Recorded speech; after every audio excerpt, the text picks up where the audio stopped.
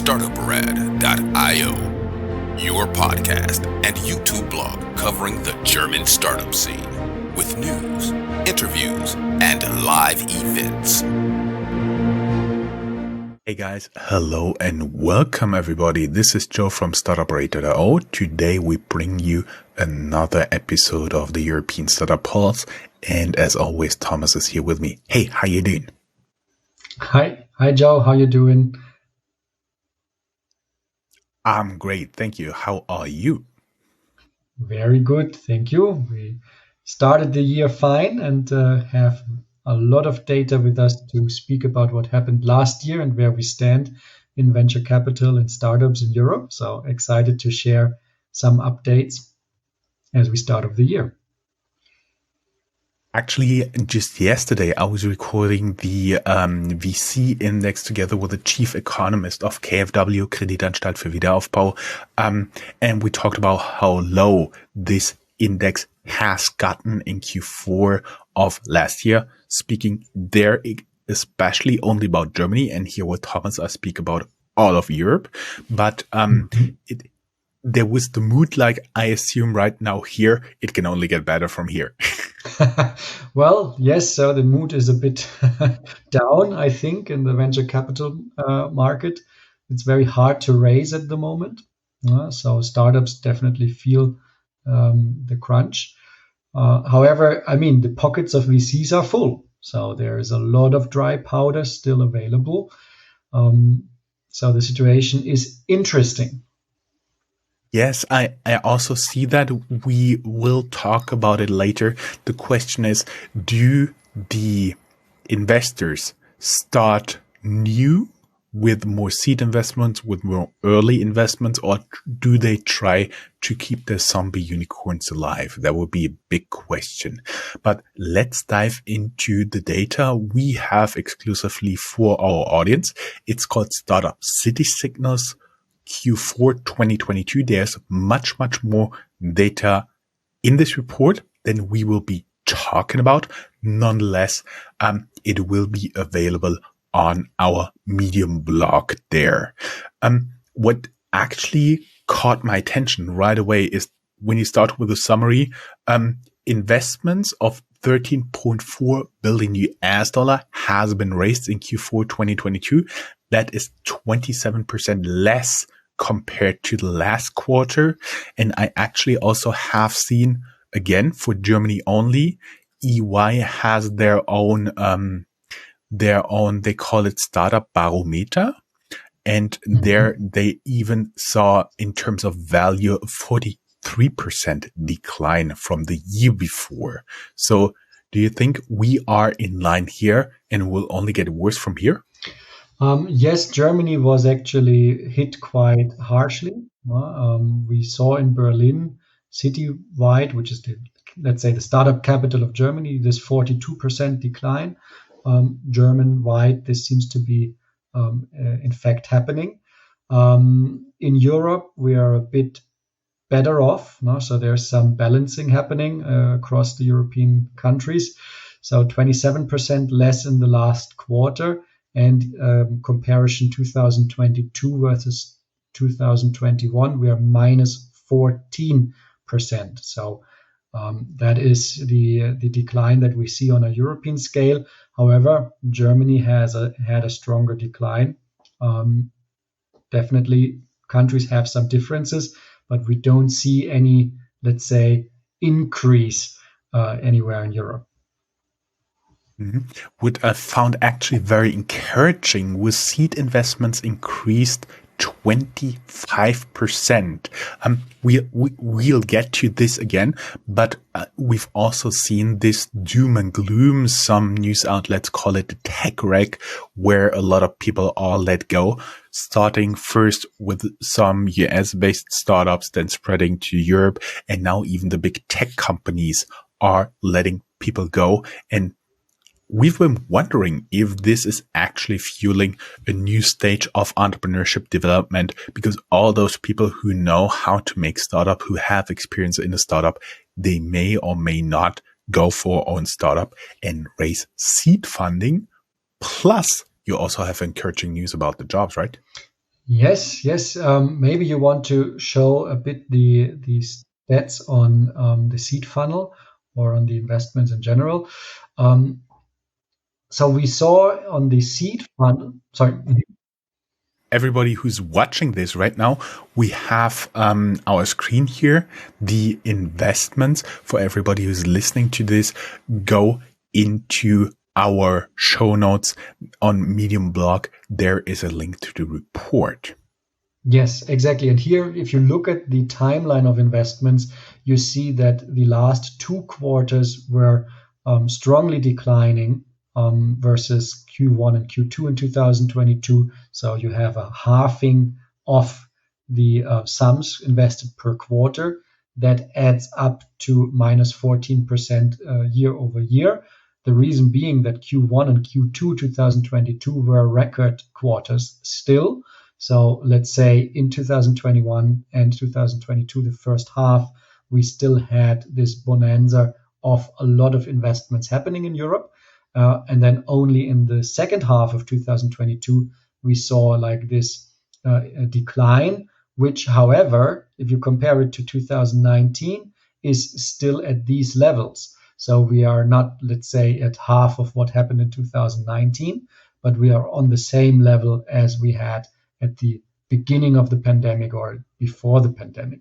So you could say that somewhat a surprising rush to invest in startups during the pandemic was kind of leveled out again, and we are at the pre-pandemic levels, which of course is not a great sign. You don't see growth in that regard in Europe, but you also see that the levels, at least now, have not been we don't go under the levels from before the pandemic at the moment. So it is very interesting to see what will happen in the next quarters and in this year, in 2023, if we will see like really a strong contraction of the market where we go below the levels of what has been achieved before, or if we bounce back.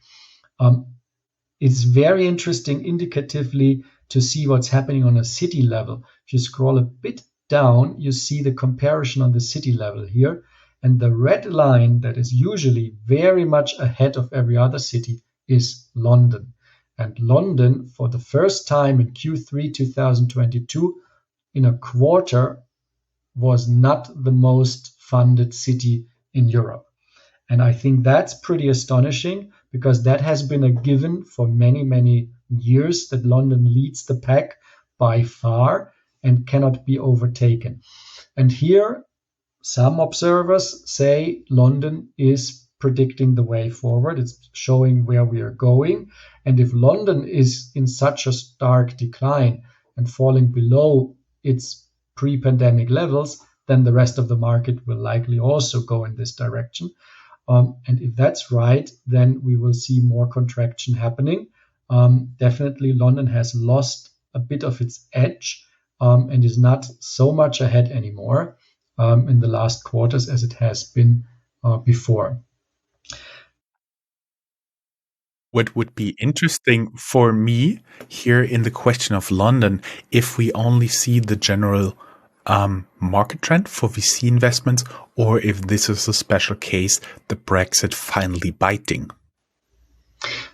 Good question. So the Brexit is taking a lot of time to take effect. That's for sure. We have been talking about this for several years now, that the Brexit will cause harm to the market and the innovation landscape in the UK. However, so far, nothing had been seen. And only now there is this decline, which is in line with the development in other places as well. So it's not completely unique, despite showing a bit stronger. Is this the Brexit? I cannot tell you. It's definitely a difficult situation for the UK, as is for everyone. Let's see if UK really takes a different path than all the other cities, the other countries. At the moment, I would be a bit careful to say this is the Brexit, since the situation is overall difficult. And it might just be that UK-based startups or investors are a bit more exposed to global trends, and their reaction is a bit faster than, let's say, in the very institutionalized, government-subsidized venture capital market on the continent, where we might see a bit of a slower reaction to market trends. Mm-hmm.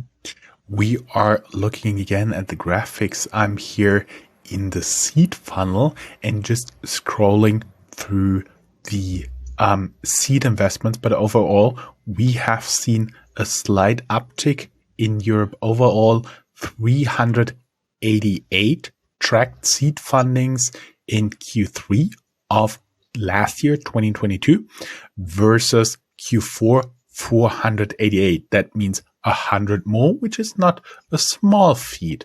Where did they come from? Yes. So you see that there is this big decrease at the end of 2021. No? So it dropped quite a bit. 2022 was overall much lower in terms of seed fundings than the years before. So that was very concerning, is still very concerning. And recently, I mean, basically you saw in Q2 and in Q4 a slight uptick, connected with the hope that we will see more investments into seed startups again. The reason why there is hope that seed funding will increase is that actually venture capital is a bit stuck. VCs have invested a lot in very expensive rounds with very high valuations. And now the situation with the follow-on investments is not so nice because the market is in a downturn, valuations are going down. So if you follow up with the investments you made before, often you need to accept a down round with a lower valuation than you invested before. And that does not sit well with LPs, and is something that VCs are also trying to avoid. So currently, the advice to startups that were funded in the, let's say, in the good years, is to cut expenses, increase their efficiency, and basically become a more profitable company, so that they can justify the next round. But this takes time. And at the moment, VCs are a bit stuck and are not so rushing to invest in these startups that have already collected large amounts of funding.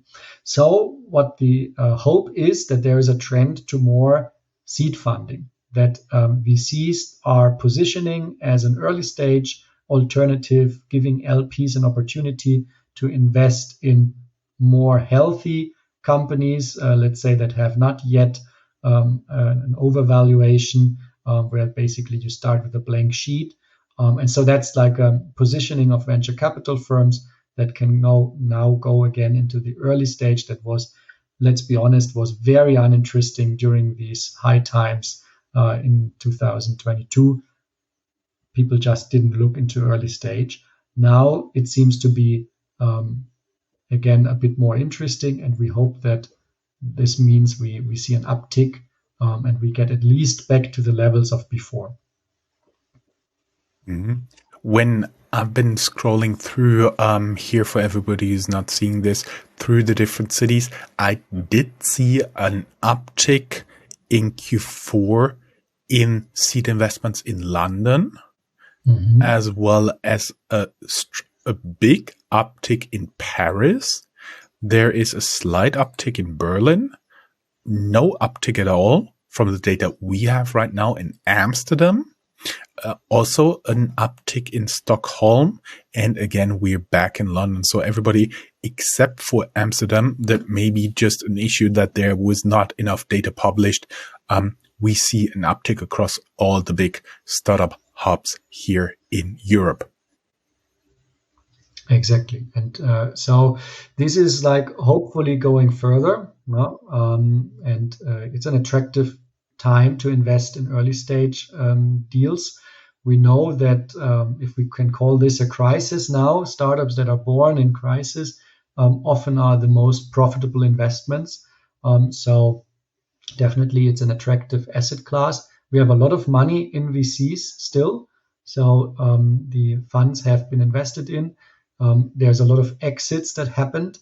All of these funds are inside the VCs because LPs didn't take it out. They reinvested a lot. So there is money available. Question is, how long will the VCs hold back? At the moment, they are waiting for the right moment to invest, new companies emerging, or old companies improving their performance so that they can go for the next round. When will this happen? We don't know, but we know also VCs are under pressure because they have now very big teams. They have hired a lot of people during these fat years, let's say, and they burn costs every month. And if they are not investing, questions arise. What are you doing with our money? As an LP, I might be asking, what are you doing with my money? You're not investing, you're just paying your personal. So what's next? What's your strategy? And the answer might be, let's go for new emerging fields.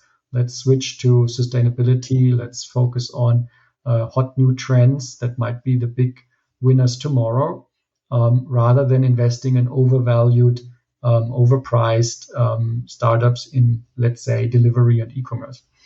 Mm-hmm. Sounds pretty much like you are looking for the next big deep tech startups, green tech startups, circular economy startups, something like that. I think that that's a possibility. If you scroll down, we have also a vertical analysis where we see a bit a change of trends here, the metrics. Yes. So we can see here which topics have been growing stably and which topics have also becoming an upcoming growth sector. And actually, clean tech is the one that I would highlight. It is in the upcoming growth sectors box. So in the last 6 months, relative to the last 3 years, the clean tech investments have increased over proportionally. So we see that this sector picks up a lot of interest now. We have a lot of deals, maybe not yet the biggest deals, even though cleantech also includes Northvolt, which is like one of the most funded sustainability and cleantech companies, and actually companies overall in the world, in Stockholm. So you do see very, very interesting movements there. On the other side, stable growth sectors are our classical candidates, fintech, media. You have health, I think, up there, and AI and data. So these sectors remain very, very interesting, and they remain on top. And the upcoming ones, we see only a few that are popping up. What I also found interesting is hardware here. It's just at the intersection of all the sectors, but it's going to tend to upcoming growth sector as well as the consumer apps. They're pretty much very much in the middle. They could be both.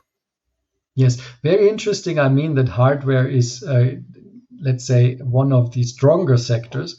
If you been in the game for some time, you know that hardware is not the first choice of VCs traditionally, but hardware has its place in Europe, and there is also government-backed VCs that focus a lot on this space, that's why it's like in the, I would say, definitely top 10 of sectors receiving investment. Mm-hmm. I see. What other interesting data did you bring for us? I do believe we should have a look at the jobs growth. We can have a look at the jobs as well, because investments is one thing, but then the other question one might ask is that sustainable growth? Is that giving also something back to society? Are actually these startups creating jobs, or are they only burning marketing dollars? That's a question that is often posed from outside to the startup scene. And if you look here at the monthly development, you see that it's going down. So we have over time less job openings in the startup sector in Europe. And if you compare year to year, so now the months are here, the full 2022, while we compare to 2021, it's also minus 13%. Very similar decline to the investment sums. So also the job growth and job openings went down. However, in the last quarter, again, a small uptick. So we saw plus 20% in Q4. So December looked already a bit brighter than the months before. Summer was slow, is traditionally slow in terms of job openings. And hopefully the first quarter of 2023 will see more job growth. We talked a bit about before this session that we see a lot of discussion about layoffs in startups. Yes, putting this into perspective, there was a sizable layoffs in startups globally, but also they hired a lot before. So if we compare the years before, during this years of high investments, also job growth was relatively strong in the startup scene. And now we have like no over proportional decline in job openings, and also the layoffs, putting them into perspective, are not, let's say, 100% or over 100% of what was hired before. So definitely there is more people working at startups today than it was the case in the past years. So the sector is growing. There's more jobs being created. That's a positive note. But of course, there is a direct correlation with the investments. If there is no capital in the startups, there will be also no jobs created. Yes, and of course, not all capital goes into jobs. A lot is also used on marketing. So when you look at the geographical spread, for example, you see that jobs are not necessarily created where they are being where the money is gathered. So London has the highest creation of VC fundings, so most VC funding, but it doesn't have the most jobs created. Mm-hmm.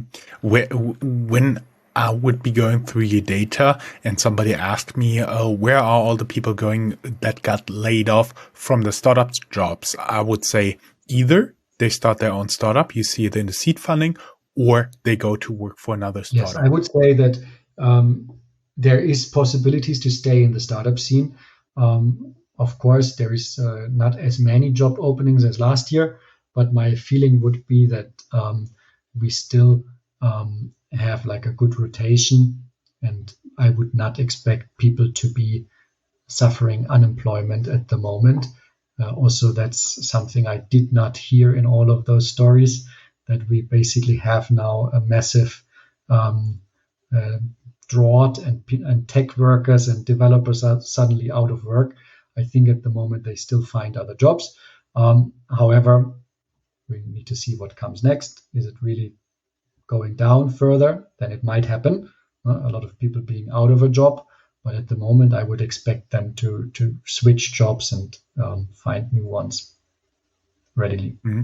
A lot maybe dependent on the behavior of the VCs. If some big VCs starting to pull the trigger and invest heavily again, the other have the classical fear of missing out and will invest along, which could be a very good signal for the startup scene, but also the overall economic situation. If it's stabilizing, if it's not getting as bad as we feared it would, that would also be a very good signal for the fundraising of the VCs as well as for the fundraising of the startups as well. Yes. And I think it's a normal phenomenon. You have high investments, the startup grows, and then it goes in toward the direction of IPOs or exit. And then there is some cleaning up to be done. The balance sheet should look nicer. So what the startups are doing when they have had like a big round and they are preparing, let's say, for an IPO, normally they decrease their staff, make themselves looking nicer, looking more efficient, more like a real company, if you will. And then that normally goes hand in hand with some layoffs and restructuring. It is part of the game. Of course, it's not nice for the employees that lose their job, but it is normal that startups are relatively inefficient in their growth phase. No? They have a lot of employees to do things that are could be done more efficiently if there was processes, if it wasn't like put together in a rush, as it's often the case with startups. So often they solve their problem with money, and then only afterwards create processes that allow for a leaner staffing level. And I think that's a normal development. What I also found encouraging is that there's still interest in technology and in startups. What you especially see with the tracking of your meetup participation, and what actually also surprised me with the participation of the meetups you are tracking, what actually surprised me again was that London was also the leader in going down in terms of participation. We have 12% quarter over quarter, more than 38,000 people participated in meetups, but actually here Berlin took over London in December. Yes, and Berlin is traditionally very, very strong in the meetup scene. Berlin's, let's say, unique differentiation is the community, is the activity in the city. So it might look a bit confusing that London was very strong in the past years. Let's say in the longer perspective, 4 years, 5 years, Berlin has more meetup activity than London already before. The pandemic did a bit of a shift because we saw a lot of online participation because meetups went online. People listened in, dialed in into the meetups, and these participants are also counted. So you saw an uptick during the pandemic in, let's say, the places that are English speaking and are very well known. So that's why London was super high. And now we see a bit of a leveling out. And Berlin is definitely the capital of meetups in Europe, I would say. I see. We are already talking for almost 28 minutes. So I would say we leave our audience with the whole report you prepared for us exclusively. Thank you very much. And everybody who'd like to learn more can go down here in the show notes, click on the link, and get the whole interactive report opened on their device of choice. Great. Thank you. Totally my pleasure. Thomas, I hope to have you back pretty soon, and we talk more about the bird's eye view of the European startup scene.